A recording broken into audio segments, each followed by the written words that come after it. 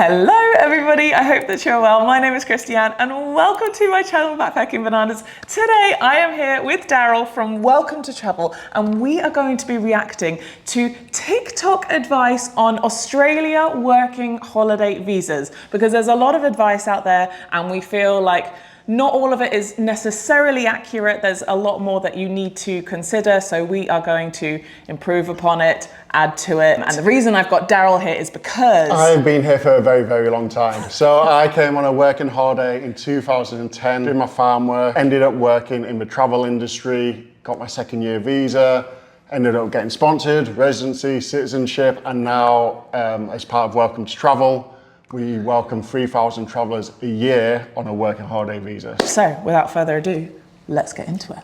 Here are things that I wouldn't do if I was coming to Australia on a working holiday visa for the first time. So number one, don't get a physical SIM. You don't need it. You can get an eSIM, which saves you taking your SIM out, because if you lose that, it's such a pain. And number two, you can keep both your UK and Australian number on the same phone. So when people are texting you, it's still going through on both.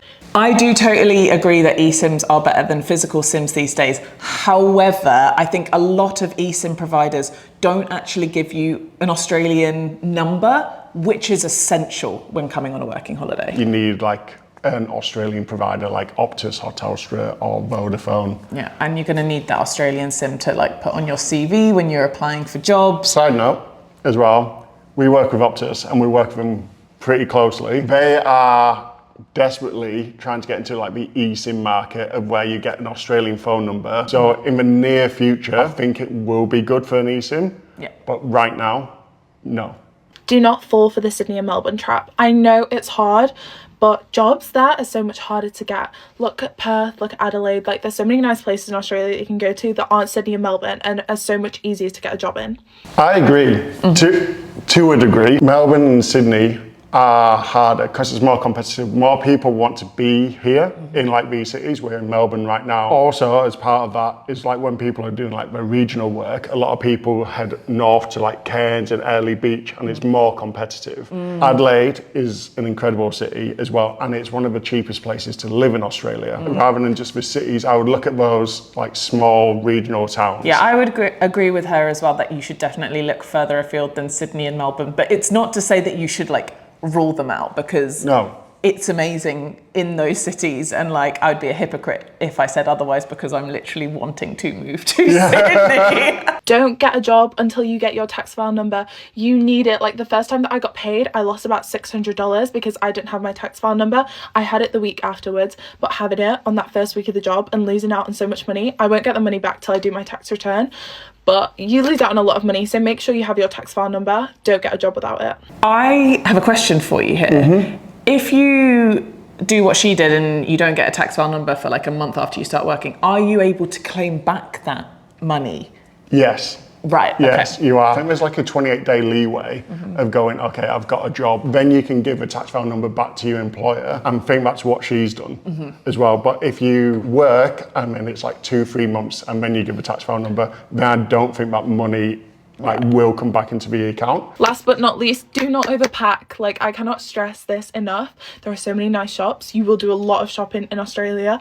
Basically, all the clothes that I originally had, didn't wear. Went shopping, Glassons, Surrey, Cotton On, Kmart. Like, you'll spend a lot of money there, but it's worth it. I wholeheartedly agree with her, because I think the shopping, like the clothes shopping, I don't know what it's like for the boys, but for the girls, and like for my style personally, it's so much better in Australia. And even if I say I'm not, I will buy so many clothes. And so she is so right that you do not need to bring half as much as you think you do. But what I will say is that you do want to have extra room in your bag to accommodate said new clothes. I think she's really good as well. I've seen some of her content. Oh, so thanks, Dara. Darina Macarena.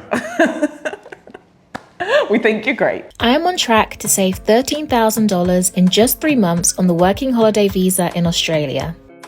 I came to Australia with the aim of saving enough money to travel non-stop without having to work for the next year. After making a mistake which cost me a wasted 3 months of saving, more on that later, I finally found work which will help me reach that goal. I am working at a resort that pays great wages and provides free accommodation and meals, meaning I can pocket a large majority of my wages. My pay follows the national guidelines for casual hospitality work, so I earn hourly $28.46 on weekdays, $30.94 on weekday evenings, $34.16 on Saturdays, and $39.85 on Sundays. This means I average around $1,000 to $1,100 a week after tax on 38 hours of work. So $1,000 a week times 13 weeks is $13,000 or $26,000 after 6 months of work. This could be even higher with the opportunity to do more than 40 hours a week. So here is my advice to save lots quickly on the working holiday visa. Number 1, leave the city. I made the mistake of living and working in Melbourne for the first 3 months and saved only $1,000 due to the high cost of living and constantly spending my money. So don't be afraid to get into those remote areas. Number 2, find a job that provides accommodation and meals. This will mostly be remote hospitality and farm work. Some will charge, but it's usually a very minimal $100 to $150 a week. I suppose it's like what your expectations are. Like if you're coming to Australia and you're wanting to meet people and create like a bit of a community, doing something like this probably isn't right for you. Yeah. Jackie's goal seems to be, I want to save up as much money as possible to go traveling maybe around Australia, maybe to Southeast Asia.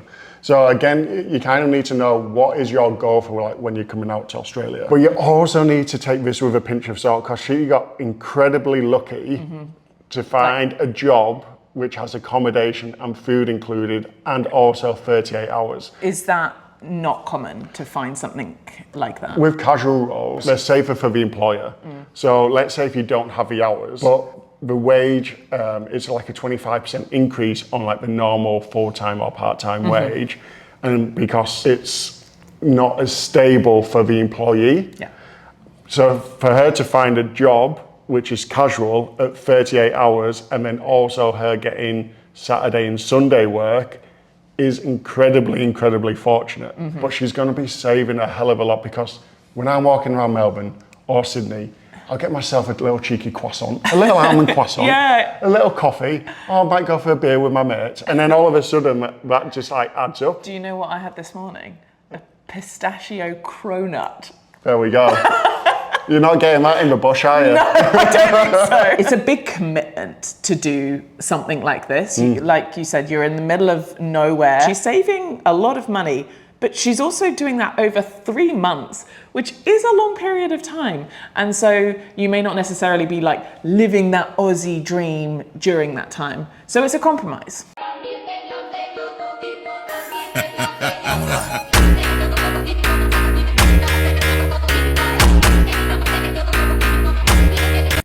I don't think she's given enough information here. She's just gone, it's really easy to get into FIFO work and you can travel endlessly. And I think that that can be very misleading. So I did want to get into FIFO work when I was living in Perth for a very short amount of time. And I met a few people who were finding it really hard to find FIFO jobs. And so I know for a fact that just immediately that is not necessarily true. And she's saying, oh, it's all a mindset. But yeah, there is a mindset of where you go, okay, I really need to apply myself to try and get this job. But there's also elements of luck in it as well. Of going, okay, there was a job which was available at that time and I was fortunate enough to be in that area and be eligible to be able to get that job. There's a lot of luck, isn't there? There's so much luck. With all job finding in Australia. And she also says that you can travel endlessly. And whilst you do have some really cool travel opportunities when you work FIFO, because normally you'll have like this swing, they call it, where you're working either 3 weeks on, 3 weeks off, or 1 week on, 1 week off, 8 days on, 6 days off, 2 weeks on, 2 weeks off. It's normally like this. So you work a lot, but you get a lot of time off, and that's why you have a lot of time to travel. But of course, that travel time is always limited. If you're like 1 week on, 1 week off, there's just 1 week of travel. Again, I think she's blanketed this saying, this is really easy and this is the best thing ever, but FIFO work is really intense. I know a lot of people who work in FIFO and it's definitely not for everyone. Please look into your seasons and where you want to live in Australia, because I think a lot of people don't realise it's a big country. Down south, Sydney, Melbourne, their summer is reversed to what we have in the UK. So June, July, August, terrible months to be in places like Sydney. It's rainy and wet and kind of cold, which Again, personally, coming from the UK, I wanted sun all the time. I ended up in northern Queensland. I live in the Whitsundays. It's hot here all the time. We don't really get cold weather, but we have a rainy season and a dry season. I'm the same as her. Like, I will always be chasing the sun. And so the summer in Australia, like down in Melbourne and Sydney, so that'll be in England's winter, is definitely like where I want to be. But what I will also say is where it's going to be good weather in that destination, it's also going to be more competitive for jobs. So if you are someone who's going to be chasing the weather, you should think to arrive in that destination before the good season begins to try and secure that job before everyone arrives. April to September, you'd want to be like in the north. So Cairns, Early Beach, Darwin as well, which is often overlooked as well. And even like on the west coast, imagine if you're like in Exmouth, then by like September time, like head yourself down. Just before she said about the seasons, she said something really, really big, which I don't think people really think about. It was all about like network. It is all about the people that you meet and the contacts that you make. I got my job on Hamilton Island through meeting someone when I was traveling. She happened to get a job. I knew people that were living on island. I came over here to visit. I made my face known. Network. Guys, every friend that you meet, you never know who you're going to meet when you're traveling. If you make genuine connections with people whilst you're moving around, those people are going to want to help you when you are looking to settle down and find work. One thing which I see that people do badly when they come over to Australia on a working holiday is they are coming over and then they put themselves like in an Airbnb or in a hotel and they're not surrounding themselves with people. And it's super important to like surround yourself because other people are going through that lived experience and you're all on a working holiday. She got a job on Hamilton Island, it sounds like. More than likely she went traveling first and would have been meeting up with people up along the east coast of Australia, and everyone's like within that vibe and going, okay, I went traveling, I met this person, I kept connected with them on like Instagram, and then I found out she had this job, I saw her story, probably reached out, how do you get that job? And this is the great thing about a working holiday. Everybody's in the same boat and everybody wants to help each other out. Aye, go, aye, more passion, more passion, more passion, more energy, more energy, more footwork, more footwork, more footwork, more passion, oi, go, oi, more passion, more passion, more passion, more energy, more I totally respect the hustle, and I hope that when I go to Sydney, I have days like this. Yeah. And it's so true that like if you're working on the weekend or in the evenings or whatever, that you can get paid more. She said $72, but I don't think that you should get swept away with the hustle, because then you're kind of forgetting why you're in Australia in the first place. You're not having the true Aussie lifestyle, and also burnout is so real and you don't want that to happen. I think that Celine on this video, she's probably working a public holiday. And that's why she's getting paid so much. And there's one thing as well about Australia, they love a public holiday. Yeah. What, is there loads? There's loads. Loads of public holidays. Down here. Wait, there's one on Tuesday? What for? Oh God, don't test me. Is it someone's birthday? No, we're getting a public holiday on Tuesday for a horse race. Yeah, it's for a horse race. And then people who'll be working in hospitality, that's when you're making those like bigger money days and go, okay, if she's already got 2 jobs, which it sounds like, she'll be like, okay, I want those shifts. Your employer, a hospitality job, will only give those shifts to the people who like are working with. Because it's not like you can only do those shifts. No, like she's working casual. She'll probably be like a really hard worker and going, okay, a public holiday is coming up. I want Celine to be working on these hours, and so she's going to like profit from that. Yeah. But like, if you get a hospitality job and you're like kind of going through the motions, you won't get any hours. And so that's one thing as well. Just because you've got the job doesn't mean like it's going to be guaranteed hours as well on a casual role. To anyone wondering what the job market's like in Australia for people on working holiday visas, I work in marketing. Oh, it's rough. I feel so drained because I've been going to interview, progress to the final stage, meeting the teams, feeling like, you know, positive about it, feeling confident that I'm a good fit, getting loads of positive feedback. I'm highly skilled, I have 2 degrees, I have loads of experience, I've managed marketing departments and teams, and I'm going for roles that I'm more than qualified for, and I'm getting rejected because of my visa. I'm struggling today because I just got rejected from, I'm gonna cry. I can't cry because I have an interview in 20 minutes. But I just got rejected from one that I was really excited for. I feel really sorry for her because I can only imagine just how frustrating that is. But at the same time, corporate jobs are not what the working holiday visa is designed for, right?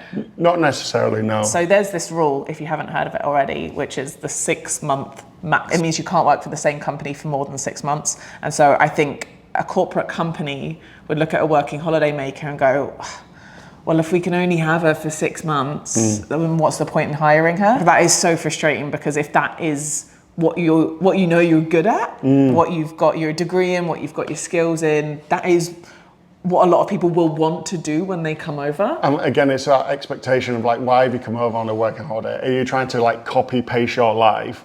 Going, oh, I live in London and now I want to live in Sydney, and I'm expecting to be in like in the same job.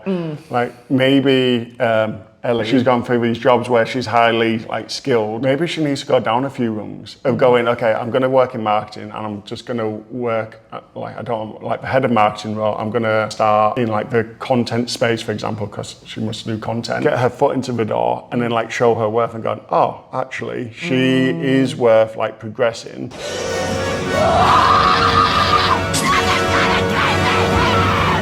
nobody admits anything they've done!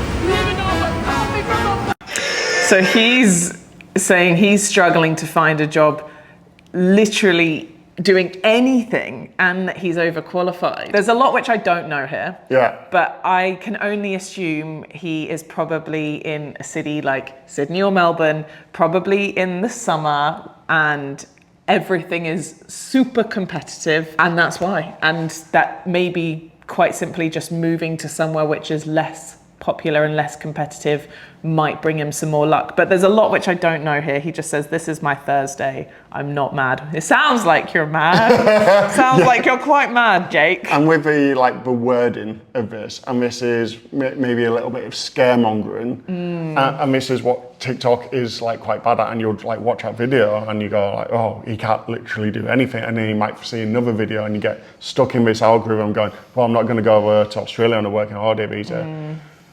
The terminology of literally anything, I imagine if he applied himself and go, okay, I'm not going to go for like those jobs which I used to be able to do back home, and I'm going to go and do like hospitality for a while. Yeah, it's going to be a bit of a bruise to like the ego. I'm sure he would be able to get a job. Yeah, because he says he's overqualified, which is the same problem that this other girl was having. But like you said, if they lowered themselves a little bit just to get in and then prove to an employer that they're worth having, and then they can excel from there, is a better route. Yeah, for sure. Than trying to do the same thing as what they were doing back in the UK or back wherever they were from. Yeah, I wonder how he's applied himself as well. Maybe he's gone to like hospitality. Has he handed out like a few resumes, not really followed them up? Has he gone to recruiters? The fear-mongering with this, with like literally anything, I'm sure if we looked at his profile now, I bet he's working. I bet he's working. So we can tell. Oh, he's back home. So he's a yoga teacher? No, what? He said he was teaching a yoga class. He didn't say he was teaching, did he? Yeah, he did. Oh, to teach. Oh, right, there we go. He became a yoga teacher. Hi, I'm Ella, and my boyfriend and I just did 3 months picking and packing strawberries on a farm in Queensland. So here's how we got the job. Get on the Backpacker Job Board website and make a list of the fruit and veg that are coming into season wherever it is that you're wanting to work. Open where you want to work in maps. So for us, this was the East Coast, and search for each different type of farm. Then go through the farms and either email or Facebook message them, and do the same for each type of farm. I'd just write a generic message that you can copy and paste to send to every farm, just to save yourself a little bit of time. I'd recommend making a new CV to send over to them, and just try and focus on practical work or showing interest in fitness or outdoor activities. Also let them know if you're looking for your 88 days or not. And my last tip would just be to contact everyone because the majority of people will ignore you. We genuinely got about 5 replies out of 70 farms. And make sure you reply quick because it feels like everyone's looking for work in Australia at the moment. I think that this is brilliant advice. Yeah. I think she sounds really proactive, Yeah. which is something that you definitely need to be when finding a job in Australia. Only thing is, it sounds like she's British, and British people don't need to do farm work anymore to get their second and third year. But some people still do it for the experience. When I did my regional work on an avocado farm, over time you're like, oh God, why am I doing this? But looking back with a bit of nostalgia, I'm like, that was great. That was a great time. Yeah, what they've done really well there is apply themselves and not got too downbeat because of the lack of responses as well. It's not even rejections, it's just people ignoring you. Yeah, one thing as well, which I would add onto this, I don't know if she put this in the text to the employers, is like, what's the accommodation situation as well? Yeah. Because sometimes you can stay on a farm, which is rare, but sometimes you go to like a working hostel, like within the region, and all the farmers contact that hostel and go, have you got any workers? Because we need X, Y, or Z doing.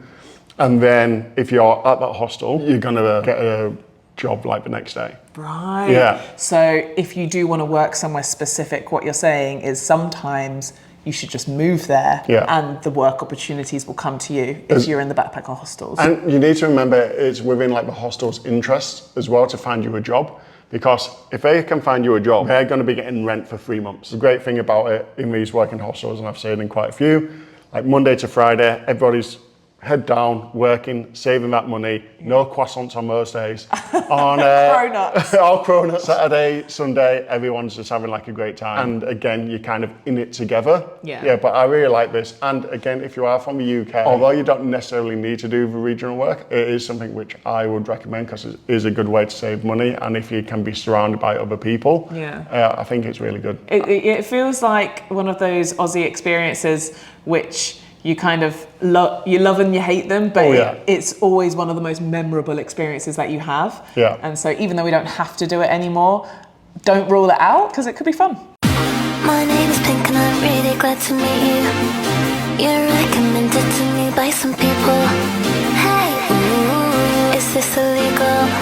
Hey, ooh, it feels illegal. So why does the 6-month rule exist? It doesn't make sense. It's the comment that she's put under that. So there is ways around the 6-month rule, it turns out. There's a few loopholes. Can you talk us through them? Loophole number 1 is there's certain industries of where you can work for the same employer for longer than 6 months. Well, there's healthcare, there's a number of things which we'll put on here. But the one which I'll look into is like tourism and hospitality as well, because these are classed as critical sector work. How is hospitality critical work? Because after COVID... Oh, it was critical for them, but it's not critical for people to get their coffees in the morning. Oh no. Right. Wow. Wow. And then there's like plant and animal cultivation and everything like that. Again, we'll put it up here.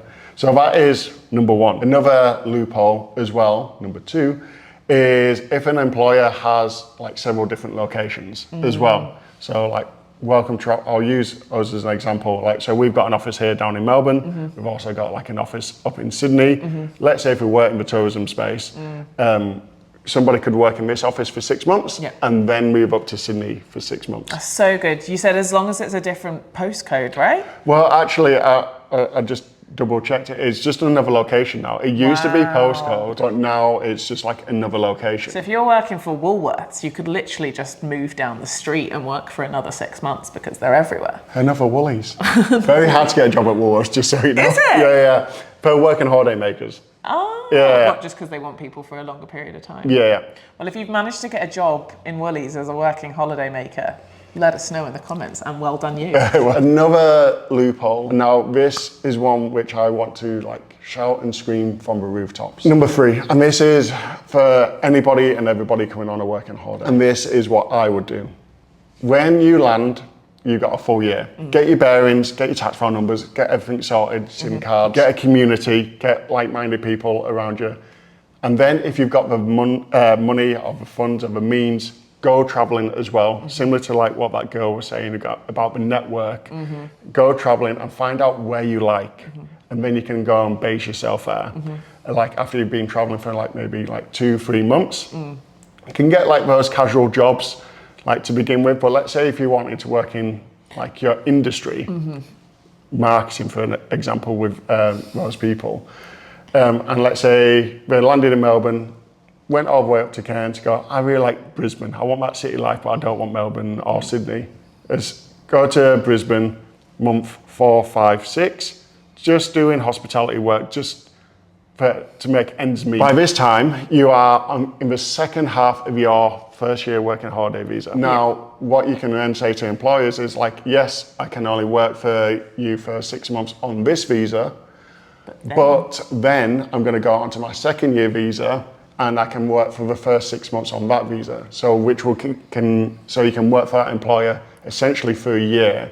And by that time, hopefully you would have shown your worth, and then we'll go like, this person is worth sponsoring. Yeah. And that's something which people haven't really Caught onto. I'm like, it rolls over. Yeah, I'm like going, you can do this.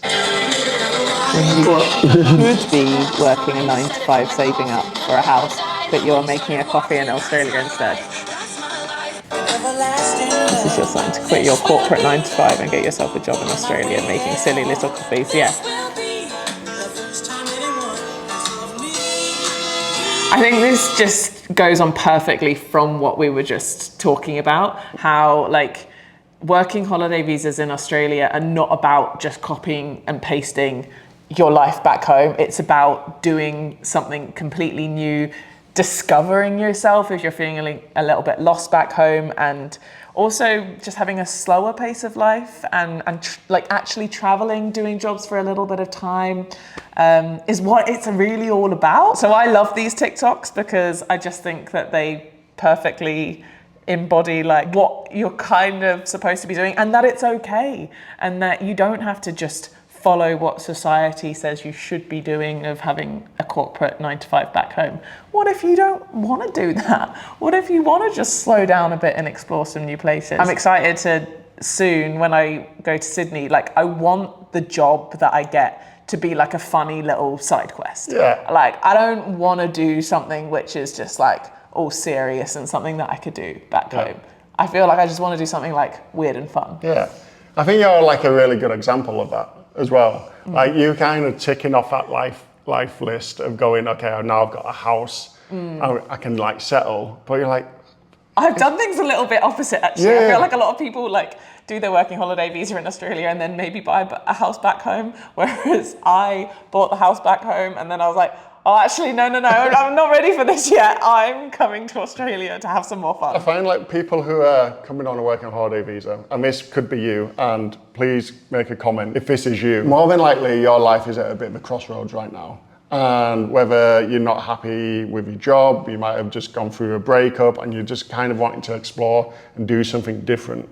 Now, what I really like about this video is in this crossroads, they're encouraging it of going, okay, your life can go on a different trajectory and just do that little side quest of going on a working holiday.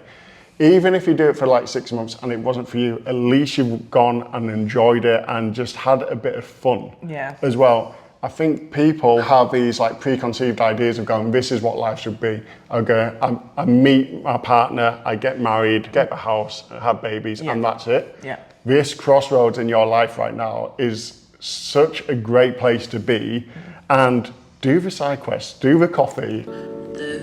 Pinch me moment that this is my commute home after work.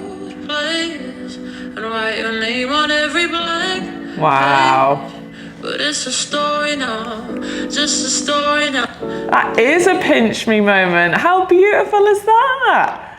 Every time like I go to Sydney and go to see Sydney Harbour and like the Opera House and the Harbour Bridge, I can't help but smile and go, like, this is my life. That was a dream. Yeah. Like you'd see like Finding Nemo and I want to go to Sydney. 45 Wallaby Way, Sydney. Yeah. And then all of a sudden you're like, well, this is actually my life and I've been able to see this, and like how fortunate you are to being able to make this work for you. Yeah. And so it might be part of your vision board of going, I want to be able to do this. And it's just about taking that step for you to be able to do it. Yeah. And that's... And what's cool is that she's probably not even lying about that being her commute, because it's super popular to commute like on the ferries over the Sydney Harbour. And so, yeah, it's so cool and makes me very excited to go there as well. Australia 6 months ago, and now life feels like this song.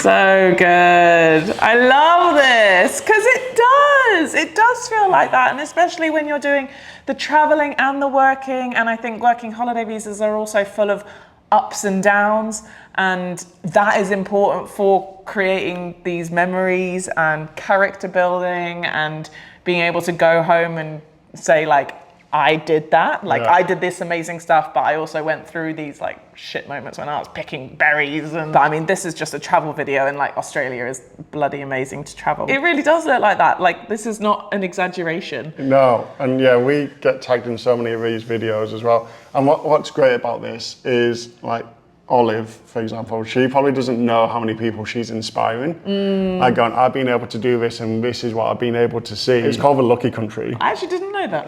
Well, there you go. Whilst you're in this like time of your life, to be able to go like explore, and Australia offers so much, and being able to go like on a working holiday and go explore, but also save some money and meet like-minded people, like the amount of people which I've met over here in Australia. So it does feel like that song. Bit of a hosier yell. Yeah, the hosier yell. Yeah, what a beautiful man. I know. And that's all the videos. Hope you guys enjoyed that video. Thank you so much to Daryl for being our travel expert and commenting on all of them, improving the advice. There was some really good advice on there. And actually, I was gonna call this video reacting to bad advice on TikTok on working holiday visas. And then when I was looking through, I was like, none of this advice is bad.